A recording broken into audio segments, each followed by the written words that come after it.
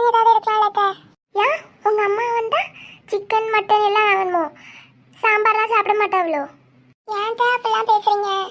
வா அடுப்பாங்கரையில் போய் சாம்பார் போதும். ஹலோ சொல்லுமா. அம்மா நான் நம்ம வீட்டுக்கு வரேம்மா, 2 நாள் அங்கே தான். அப்படியா? சரி சரி டக்குனு கிளம்பி வா. இங்கோ அண்ணிய சிக்கன் மட்டன் எல்லாம் சமைக்க சொல்கிறேன். அது எப்படிப்பா? எங்கள் அம்மா வந்தால் மட்டும் சாம்பார் வச்சா போதும், ஆனால் உங்கள் பொண்ணு வந்தால் மட்டும் சிக்கன் மட்டன் எல்லாம் வாங்கி நான் சமைக்கணும். மருமகளை நீ எப்போமா வந்த? நான் வந்து ரொம்ப நேரம் ஆச்சு.